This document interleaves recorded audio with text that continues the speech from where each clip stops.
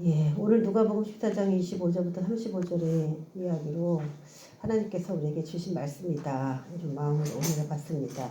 제목이 자기 십자가 지고 제자되기인데, 자기 십자가를 진다 그러면 괜히 마음이 좀 무겁고 힘들다라는 생각이 좀 들기 시작합니다. 그러니까 썩 그렇게 그리스도인이지만은 쉽게 생각하는 사람들은 왜 자기 십자가를 지고 예수님 따르는 게 뭐가 문제야? 이렇게 생각할 수도 있겠지만은 실제로 자기 십자가를 진다는 거, 그것이 정말 성령의 강한 능력에 붙잡히지 않고는 사람이 하나님 앞에 자기 십자가를 지고 따르겠다라고 고백하는 거가 그렇게 쉽지 않다는 것은 신앙생활 해보신 분들이 좀 느끼실 수 있을 것입니다.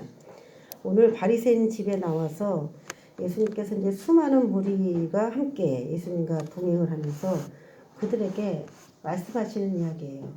사람들이 굉장히 많이 따라다니는데 예수님은 이 허다한 무리들, 예수님을 그냥 맹목적으로 쫓아다니는 그런 무리들을 그들의 다수를 다 원하는 건 아니었어요. 우리가 기드온의 300용사 그 유명한 말씀처럼 일을 하겠다고 몰려든 많은 사람들이 있었지만 결국 그 사람들이 하나님께 다 영광을 돌리기를 하나님 자신이 원치 않았죠. 그래서 소수정예의 부대를 가지고 일을 하셨을 때 그 적은 인원이 큰 승리를 만들어냈을 때 하나님은 그 자체로서 영광을 받으시는 것이다. 이렇게 말씀하십니다. 그렇지만 또 여러 가지 미달된 마음으로 집에 돌아간 사람들이 그만큼 또 많이 있었다는 거예요. 두려워 떠는 자들, 그런 자들, 전쟁에 합당하지 못한 자들. 구약에도 그런 말씀이 있는 것처럼 신약에도 그렇습니다. 자, 26절에 보면은 그들에게 말씀하시기를 모른 내게 오는 자가 자기 부모와 처자와 형제와 자매와 더욱이 자기 목숨까지 미워하지 아니하면 능히 내 제자가 되지 못한다라고 얘기하십니다.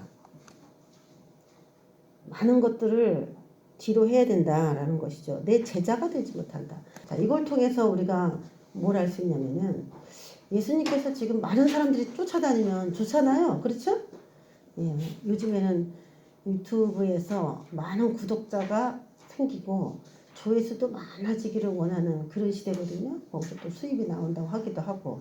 근데 뭐 내년부터는 무작위로 아무 조회수가 많거나 적거나 구독자가 많거나 적거나 상관없이 유튜브 측에서 수익을 누구에게도 주지 않고 광고도 아무에게나 자기가 원하는 데다 막 넣는 식으로 그렇게 하기로 하였다는 것 같아요. 그래서 이제 유튜브 시대도 거의 막을 내리고 있다라는 생각이 듭니다. 모든 수익을 유튜브가 다 가져간다면 누가 거기를 굳이 자신에게 아까운 정보들을 다 내놓지 않겠죠. 많은 사람들이 자신을 따르는 것에 대해서 지금은 아주 흥분되리만큼 사람들이 몰두하고 있는 그런 상황입니다. 근데 정말 그 사람을 끝까지 따라갈 수 있는 의리 있는 사람이 몇이나 될까? 그 많은 구독자 중에. 그렇지 않죠? 이런 유튜브를 통해서 만난 그 사람들이 정말 그 좋은 신뢰감 같은 걸로 만나는 관계가 아니라 자신의 유익한 정보를 위해서 만나는 사람들이기 때문에 건성적인 사람이에요. 그래서 예수님도 오늘 이 말씀하는 겁니다. 나를 엄청난 많은 사람들이 따르는데 예수님이 정말 교회를 왔다 갔다 하면서 자신을 따르는 것처럼 보이는, 왜 따랐을까요? 자신에게 뭔가 이익이 될 것처럼 생각하니까 따르는 것이죠. 그 이익을 위주로 나를 따르는 자들에 대해서 오늘 이야기하신 거예요. 그 전에 우리가 혼인잔치, 큰잔치 두 가지의 비유를 봤는데 거기서도 신분이 있는 것 같았지만 막상 혼인잔치가 열어지고 초대를 하니까 소가 그 사람과의 약속보다 더 중요했고 밭이 또 장가가는 일이 그 혼인잔치에 청한 임금의 그 청함보다도 더 중요했던 이야기를 보여주셨잖아요. 우리 주님께서. 그런 것처럼 우리 주님은 다른 일에 더 정신을 팔고 하나님을 등한히 여기는 그런 사람들에 대해서는 똑같이 하나님의 대우도 똑같이 그렇게 하신다. 이렇게 생각이 듭니다. 예수님도 물론 마찬가지예요. 그래서 지금 우리가 예수님에 대한 우리의 반응 두 가지를 보는데 첫 번째는 이 많은 사람들은 어떤 사람이냐면 예수님께서 어떤 표적과 이적을 보여주셨을 때 그냥 난 저분이 메시아인 것 같아. 저분을 나는 믿을 거야. 따라다닐 거야. 이렇게 생각하고 그분이 부르심에 그냥 동의해서 나온 사람들이에요.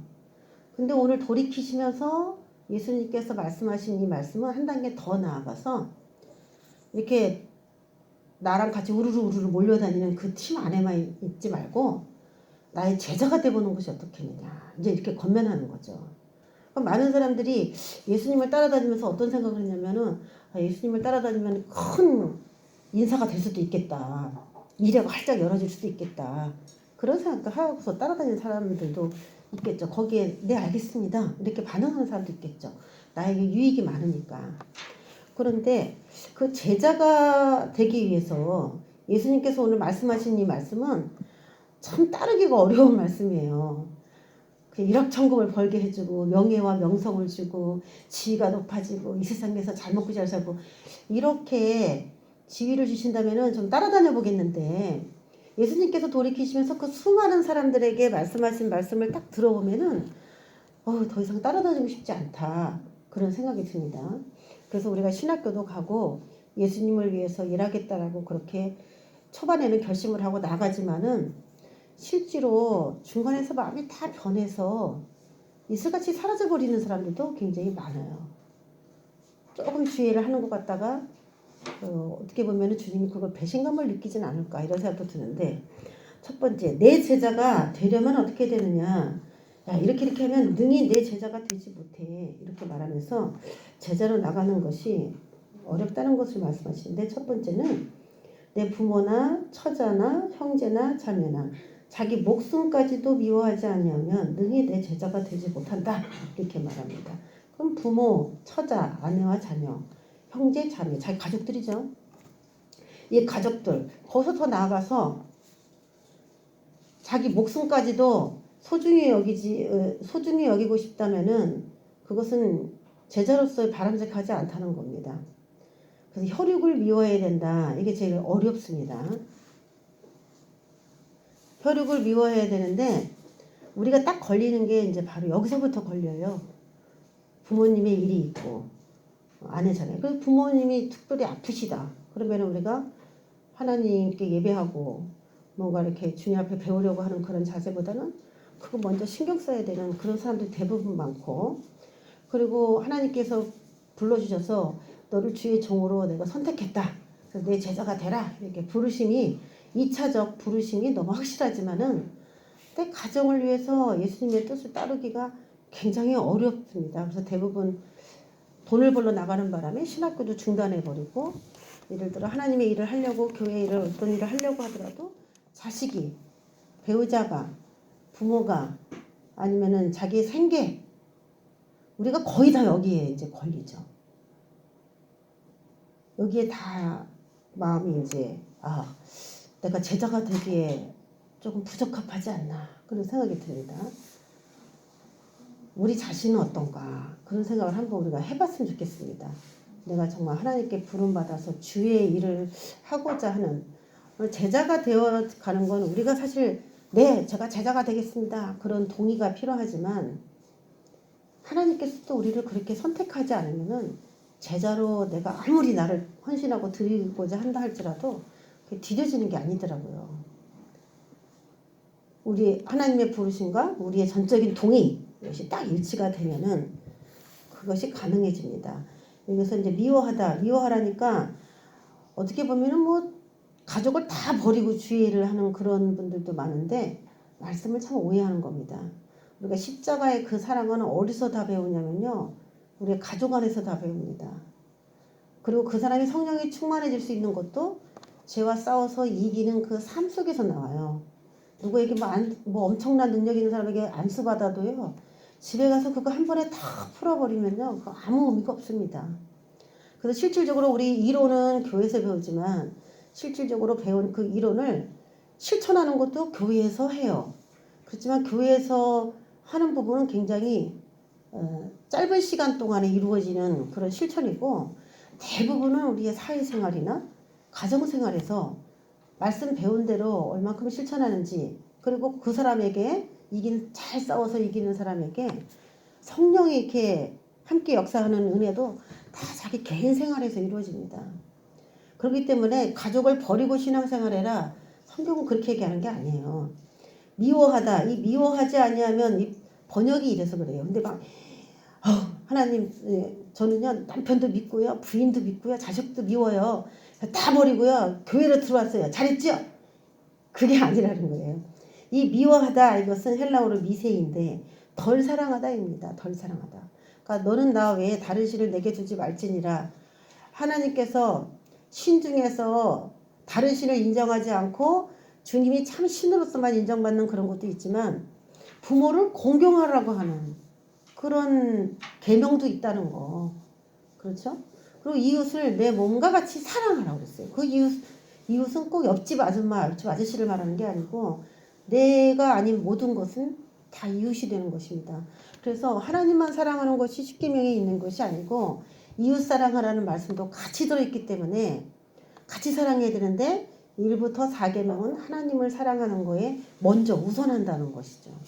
이걸 잘 알아야 됩니다. 그래서 예배를 드릴 때도 교회에서 무엇인가 책임을 맡았을 때도 하나님께서 나에게 사명자의 길을 가기를 원하실 때도 다 부모나 아내와 자녀나 형제 자매 자기 목숨까지도 다 이 순위로 미뤄져야 된다는 것이에요.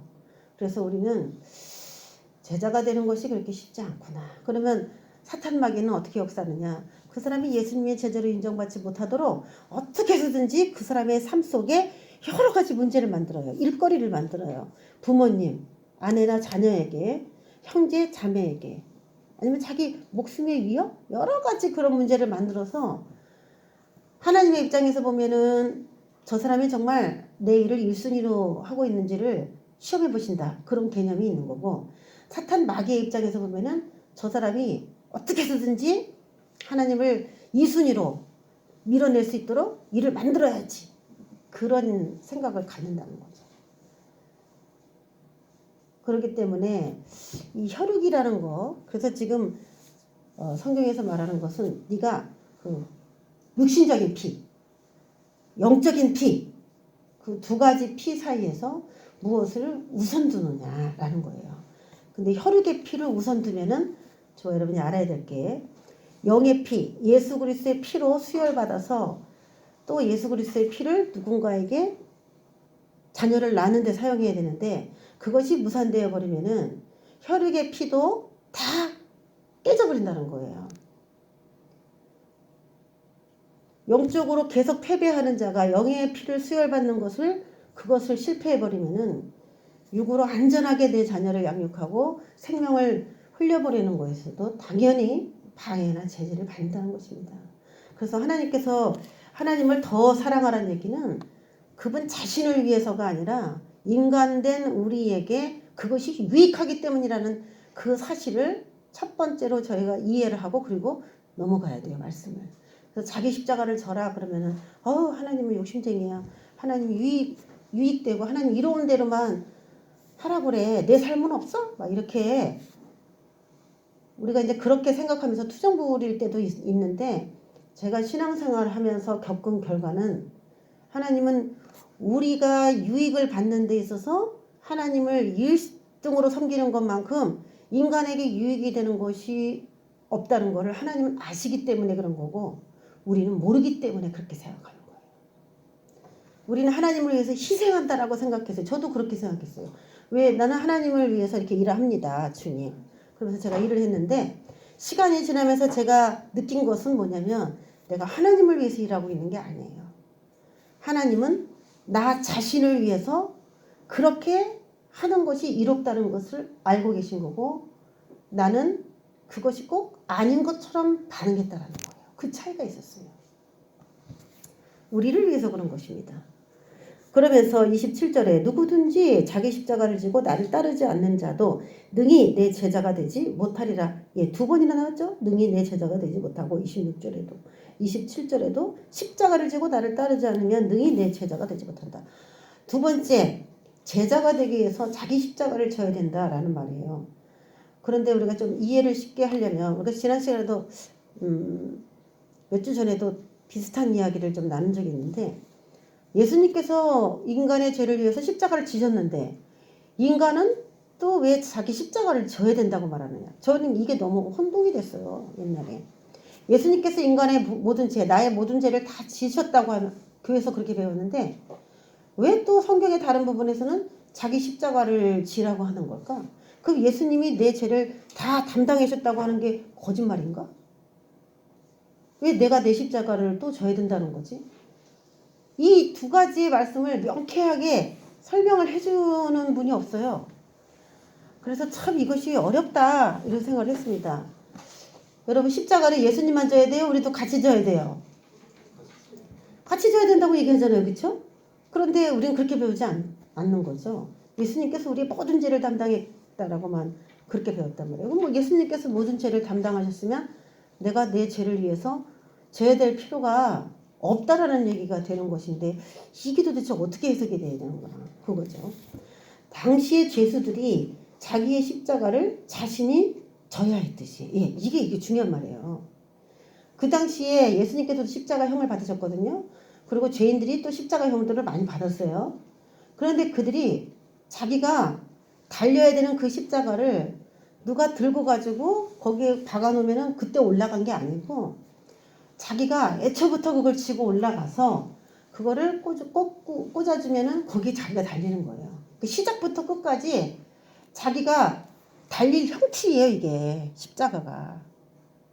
그러면 그 사람이 죄값을 받는 거죠. 죄값을 받는 거예요. 자, 그러면 자기 십자가를 져라 이런 얘기를 하나님께서 하셨다 그러면 이 죄인이 자기의 십자가를 지고 언덕으로 올라갈 때에 똑같이 생각을 하라는 거죠. 그러면 우리가 졸지에 뭐가 되는 겁니까? 자기 십자가를 져라 그러면 우리가 뭐가 되는 거예요? 죄인이 되는 거죠. 죄인이. 죄인된 우리가 마땅히 자기 십자가를 져야 된다 이렇게 얘기하는 것은 우리 스스로가 우리가 죄인이라는 걸 얘기하는 거고 하나님도 우리에게 너 죄인이니까 네 십자가를 져라 이렇게 얘기를 하신 것이죠.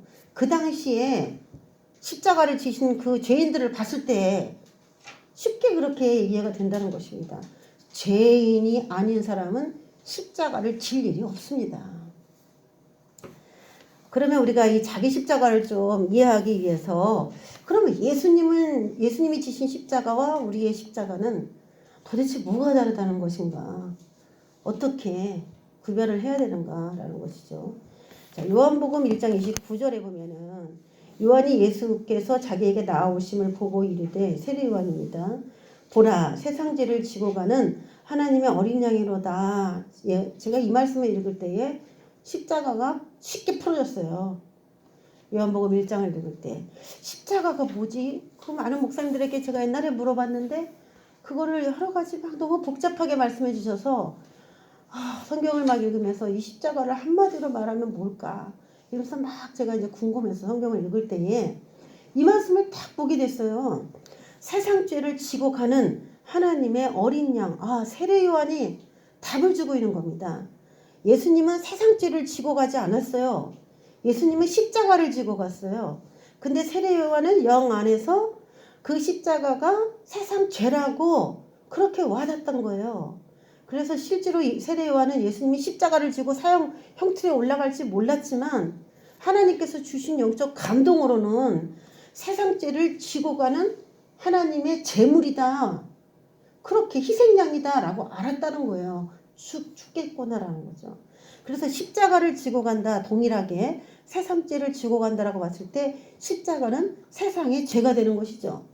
그러면 좀 전에 우리가 차트에서 봤던 것처럼 우리가 죄인이기 때문에 죄인은 자기 십자가를 지고 가야 된다는 말하고 똑같은 거예요. 그러면 예수님은 세상의 죄를 지고 간다 이렇게 되어 있기 때문에 예수님은 세상의 죄만큼 엄청 많은 죄가 있다는 얘기가 되는 거죠. 예수님이 조그만 죄가 아니라 세상 죄를 지고 가신다고 하면은 그 당시에 죄인의 십자가를 지는 그 이야기로 대비를 해봤을 때 예수님의 죄는 엄청나게 많다는 거예요. 세상 죄만큼.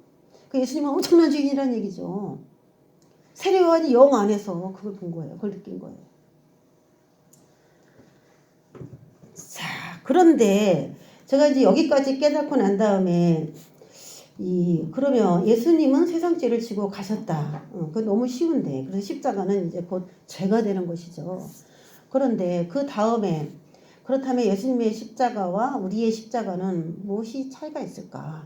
그러면서 보다가 제가 구레네 시몬에 대해서 옛날에 제가 이 말씀에 아주 심취해 있어가지고 너무 놀라워했어요. 구레네 시몬에 얽힌 아주 많이 나오지도 않아요, 성경에. 그런데 왜 이렇게 쓸데없는 것 같은, 불필요한 것 같은 그런 내용이 성경에 삽입되어 있는가? 여기서 십자가가 굉장히 깊게 풀어졌습니다.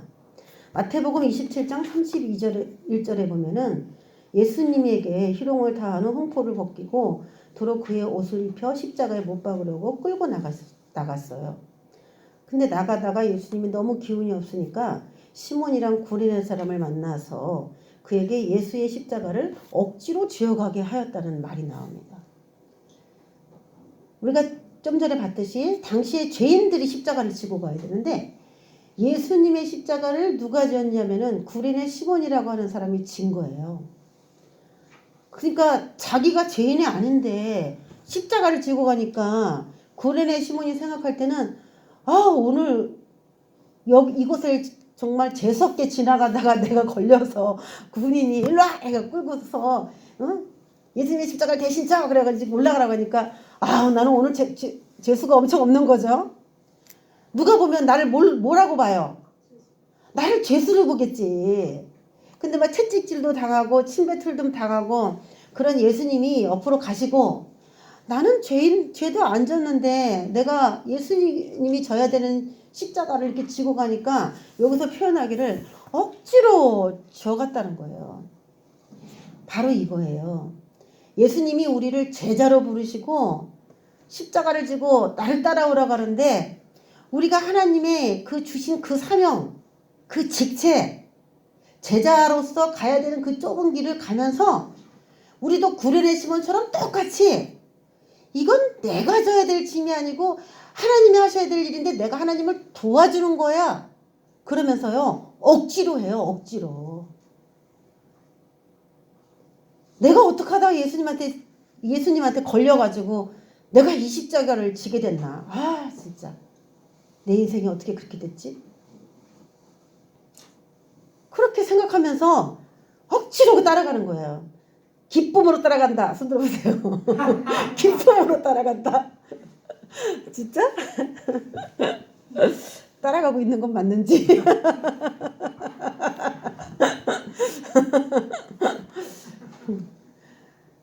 똑같은 겁니다. 억지로 가고 있어요. 여러분 오늘 이 말씀 통해서 이거 깨어지기를 주의 이름으로 축원합니다. 하나님을 위해서 내가 주의 일을 한다고 생각하니까 억지로 하는 거고요. 괴로워요. 교회에서 일 시킬까 봐 두렵고요. 눈치 봅니다. 내가 안 하고 저 사람이 했으면 좋겠다. 이렇게. 그런데요. 제가 오늘 거기 부등호 표시했잖아요. 예수님께서 지신 그 십자가는 세상의 모든 죄가 다 그 예수님 어깨에 있습니다. 그런데 구레네 시몬의 죄는 거기 없느냐? 그 세상 죄 속에는 구레네 시몬의 죄도 있어요. 그 결국은 이 십자가는 누구의 십자가입니까? 자기의 십자가죠. 구레네 시몬 자신의 십자가예요.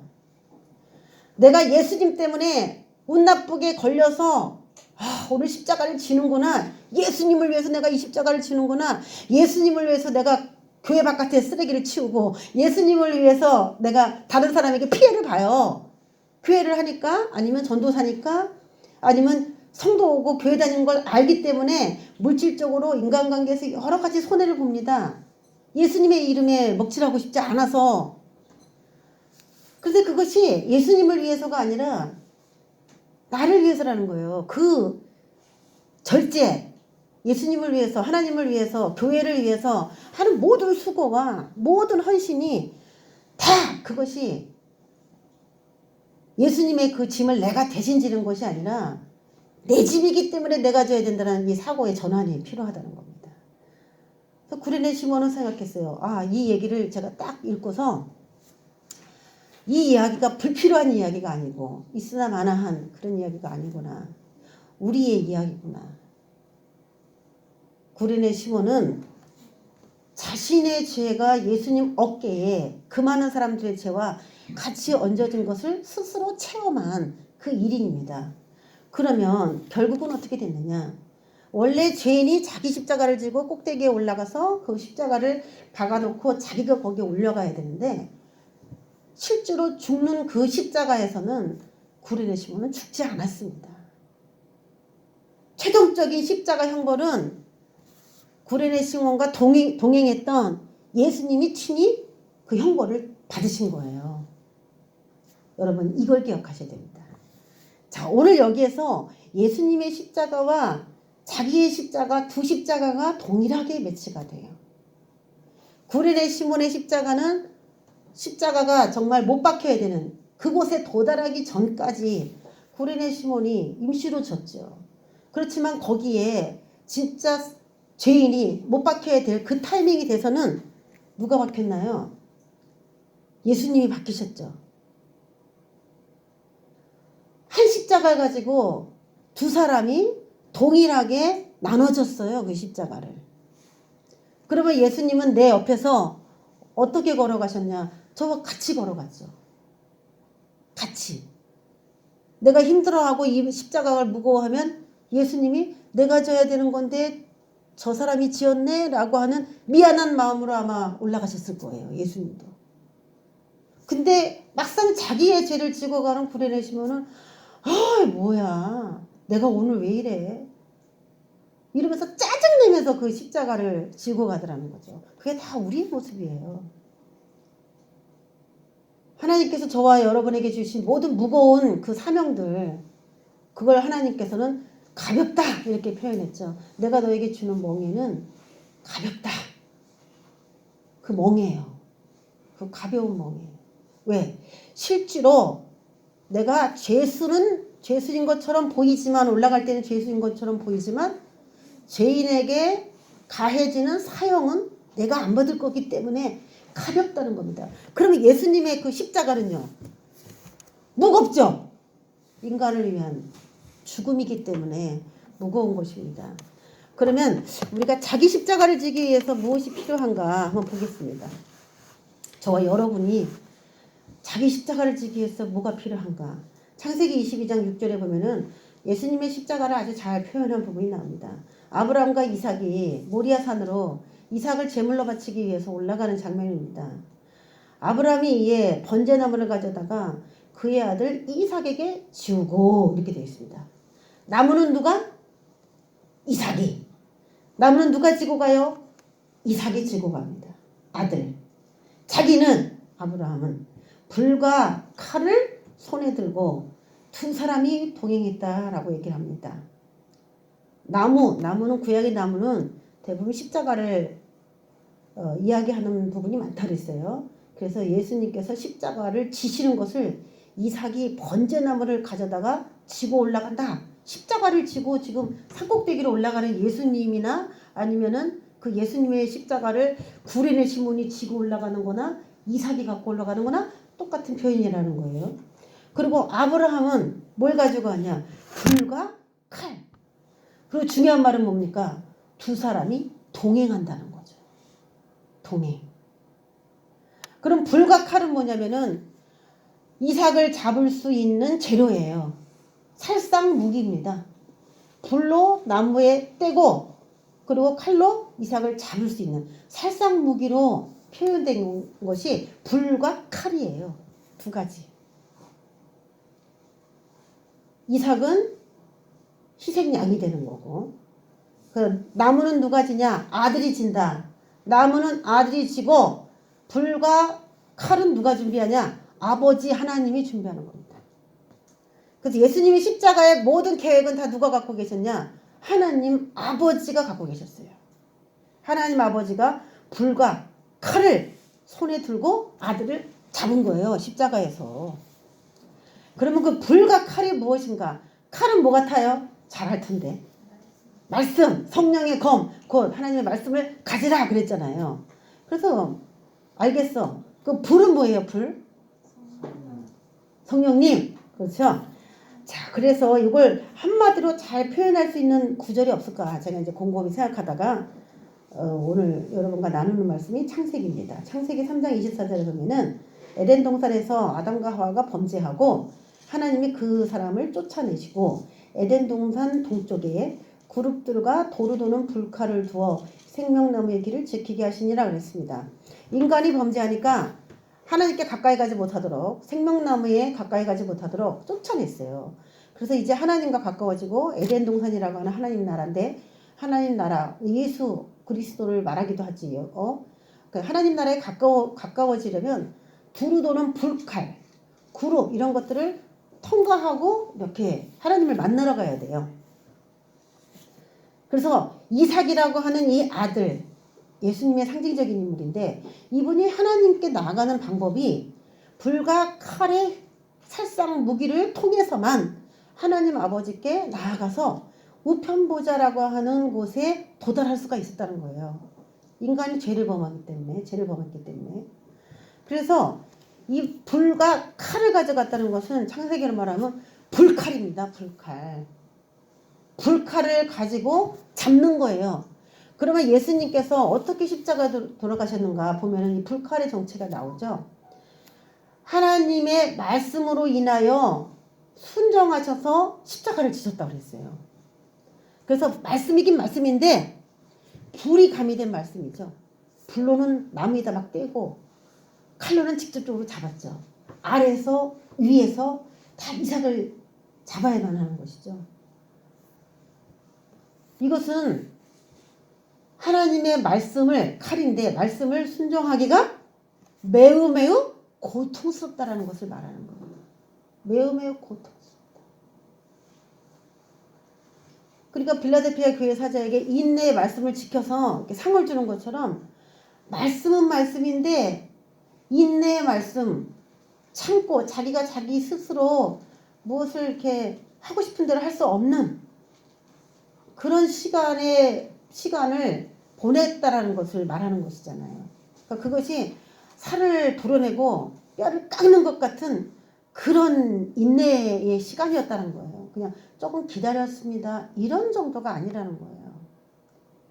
그렇게 말씀을 지키기 위해서 그 인내라고 하는 그 인내가 얼마나 고통스러운지 여기에서는 불이다라고 표현한 겁니다.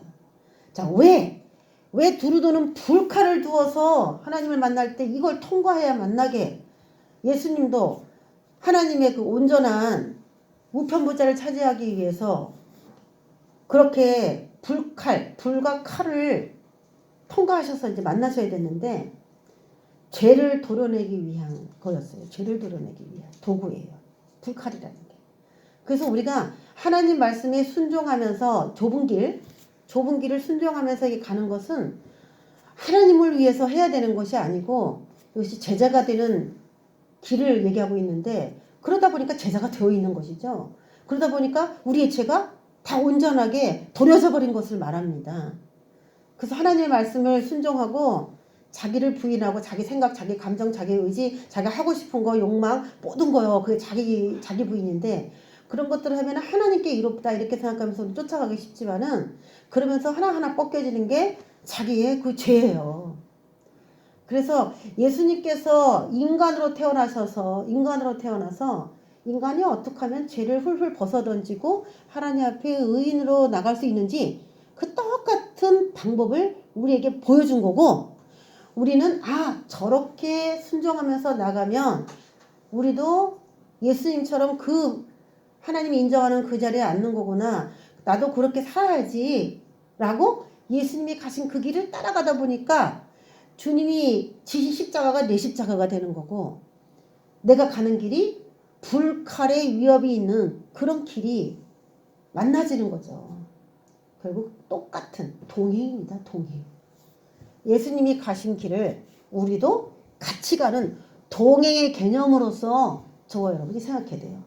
그러면 죄를 졌으니까 이 죄인이 십자가를 지고 꼭대기까지 막 올라가는 게 맞는데, 올라가면 하나님 난 죄인입니다, 그리고 내가 탁 달려 죽어야 되는데, 하나님께서 둘이 동행하게 하신 이유는 결국에는 너는 죽지 않는다라는 약속이 있는 거예요. 그래서 오늘 거기 그림을 붙여놨죠.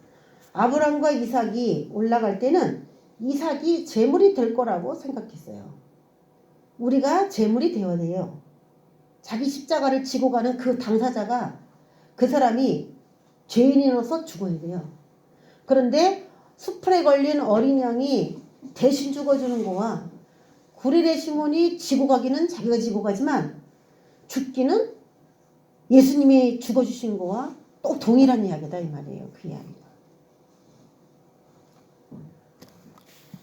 그래서 예수님께서 우리의 죄를 담당하셨다고 하는 그 이야기 속에는 우리가 아무렇게나 막 살아도 괜찮다 이런 얘기가 아니라 그분이 그렇게 해서 죄 문제를 해결하신 걸 우리에게 가르쳐 주셨기 때문에 그것이 너무 감사하고 그것으로 우리가 의롭게 된 건 사실이지만 거기서 끝나는 게 아니라 산을 같이 타라는 얘기예요.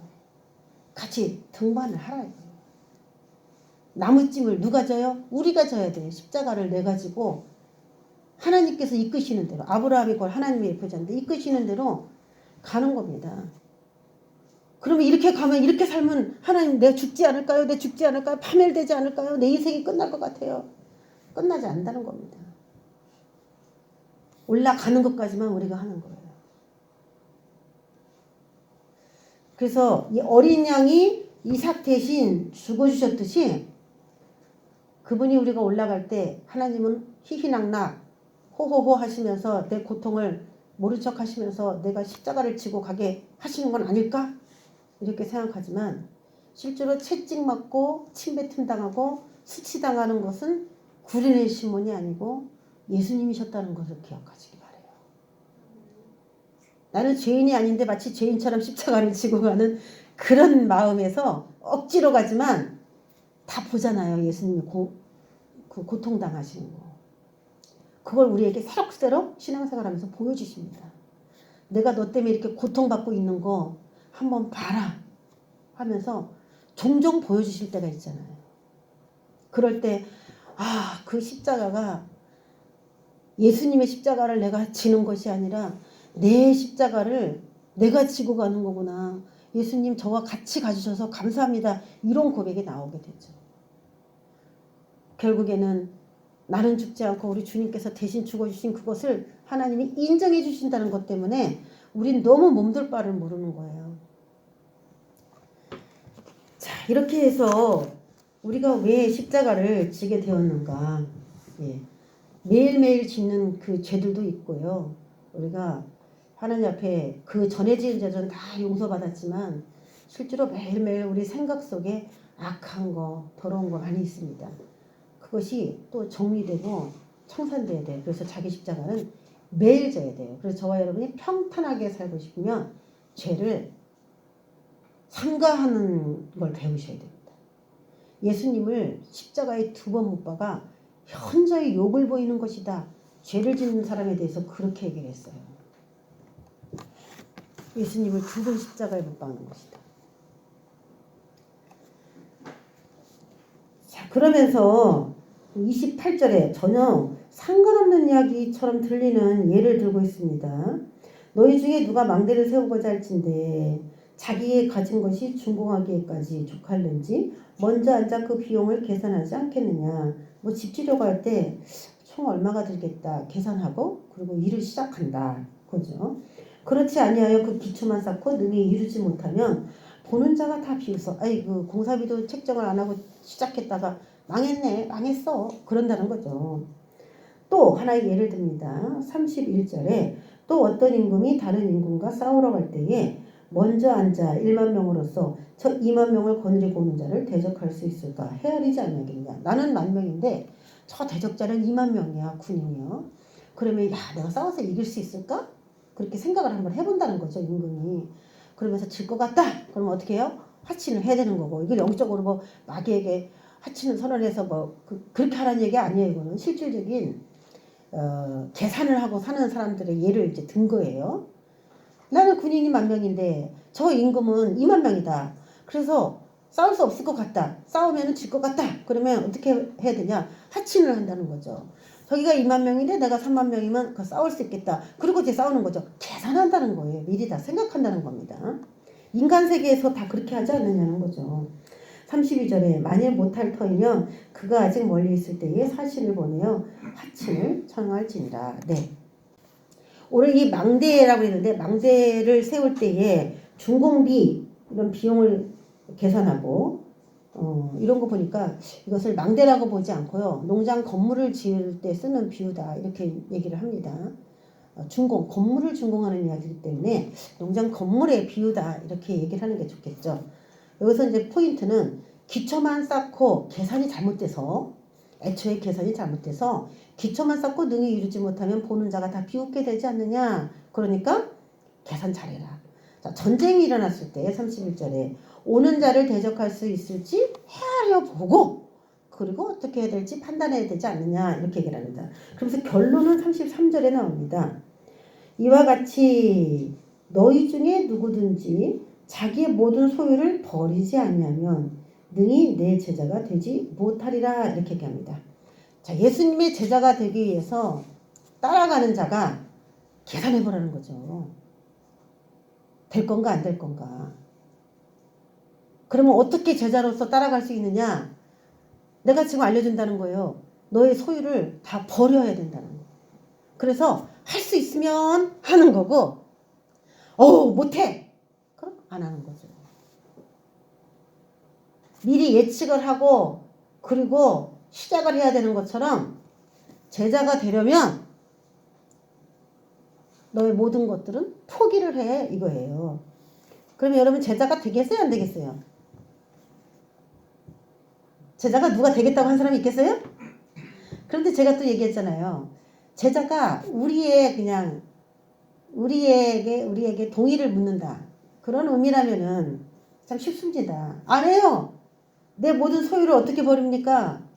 이렇게 하고 안 하면 되는데 하나님의 주권적인 부르심이 2차 부르심이 있는 거예요.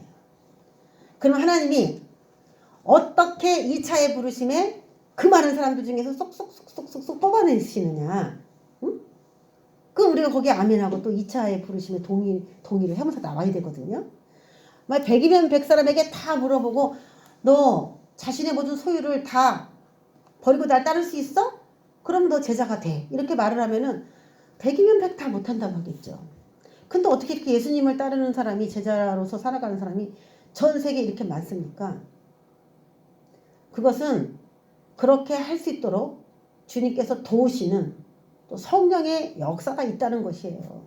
그리고 하나님이 그 뿌리칠 수 없는 그 은혜에 인간이 이렇게 붙들려 버리면은 소유가 포기가 되냐? 된다는 거죠. 그게.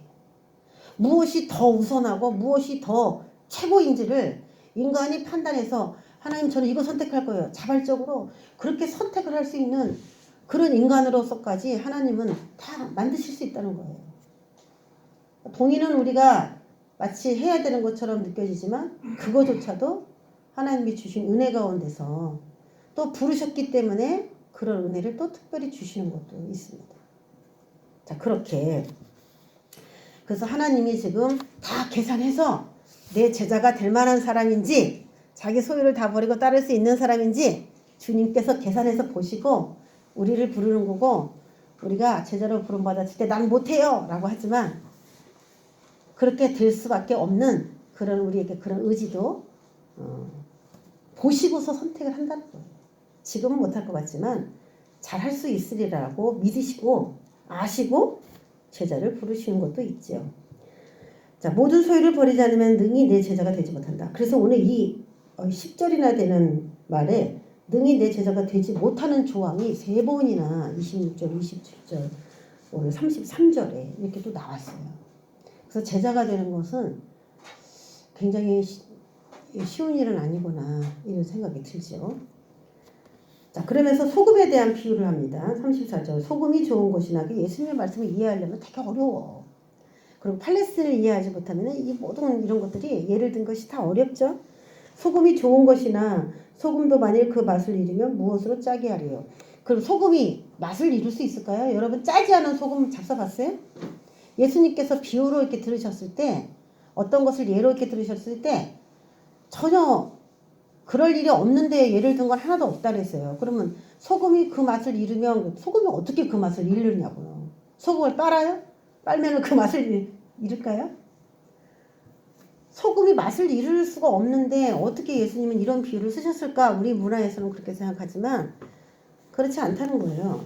소금이 짜지 않을 수 있을까? 예, 짜지 않을 수 있다는 겁니다. 짜지 않을 수 있다? 뭐 그렇게 말하기 참 힘든데, 예를 들어 팔레스틴의 소금은 어디서 나느냐? 사해바다 물을 증발시켜서 증발되면 이제 소금이 남아요. 근데 소금만 남는 게 아니고 광로석이라고 하는 그런 것들과 찌꺼기들이 이렇게 좀 남는답니다. 그러면 이 광로석 위에 또 소금이 이렇게 덮여 있어서 얼핏 보기에는 그것도 다 이제 소금처럼 보여요. 이때 광로석에 이렇게 소금이 이렇게 덮여 있잖아요. 근데 그것을 소금으로 착각을 하여서 이제 한쪽을 모아둔다는 거예요. 이렇게 모아둬. 그런데 이 소금이, 광로석에 있는 소금이 녹아버리게 돼서 그 안에 이제 광내석만 나왔는데, 이 사람은 이것이 소금이야, 이렇게 생각을 했다는 거죠. 그리고 이렇게 나중에 시간이 지나서 맛을 보면은 이게 짜지 않다는 거예요, 이게.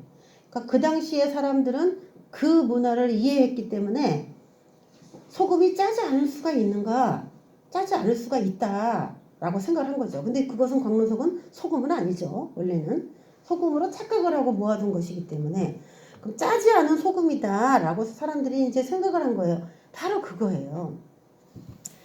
그러면서 소금은 맛을 잃으면 짜지 않는 것처럼, 소금은 맛으로 자신이 소금이다 라는 것을 입증해야지, 이름만 소금이라고 한쪽에 쌓아놨다고 해서 소금이 되는 건 아니라는 거죠. 먹어보고 짜지 않으면 이것은 소금이 아니구나, 소금인 줄 알고 잘못 채취했구나 라고 알아버리듯이, 소금은 자신을 확인시키려면 맛으로 확인시켜야 된다는 겁니다. 그와 같이 예수님의 제자가 되려는 자는 모든 소유를 포기하고 자기 십자가를 지는 삶을 살아가는 것을 누가 봤을 때, 그렇게 산다라고 인정했을 때, 그 사람이 정말 제자로서 참된 소금이다라고 인정을 받게 된다는 것입니다. 그러니까 나는 제자예요 이렇게 말해서 제자가 되는 게 아니고, 자신의 소유를 포기할 수 있는 그런 것들을 보여줌으로, 자기 십자가를 모든 일을, 주의 일을 할 때에 나에게 가장 유익한 거를 하나님이 행하게 하셨다라는 그런 마음으로 기쁘게 하는 사람이 있는가 하면은, 또 시켜, 또 시켜, 또 시켜, 힘든데 또 시켜, 그런 마음으로 우리가 지혜를 하려고 생각한다면 그 사람은 스스로가 자기가 제자가 아니라는 것을 말하고 있다는 것입니다. 그의 삶이 그걸 보여준다는 것이죠. 그러면 어떻게 되느냐? 34절에 소금도 만일 그 맛을 잃으면 무엇으로 짜게 하리요? 결론적으로 땅에도 거름에도 쓸데없어 내버리느니라. 내버려진다는 것이죠. 제자로 선택을 받았다 할지라도 그렇게 살아가지 못한다면 버려질 수 있다는 것을 이야기를 하는 것입니다. 근데 오늘 여기 땅에도 거름에도 쓸데없어 이렇게 나오죠. 그러면 팔레스틴에서는 땅에도 거름에도 소금을 썼다는 얘기가 되는 것이죠. 그래서 실제로 이렇게 썼나, 바닷물을 끌어다가 밭에다가 거름에다가 이렇게 썼는가, 그런 증거 자료들이 뭐 이집트에서는 좀 있다고 하는데 이스라엘에서는 그런 걸로 잘 기록이 안 남았는데, 요즘에 이제 그런 것들을 알고 밭에다가 소금물을 적절하게 뿌려서 나오는 과일들이 재배되고 있죠. 그 중에 하나가 우리가 잘 아는 거, 대저토마토. 예.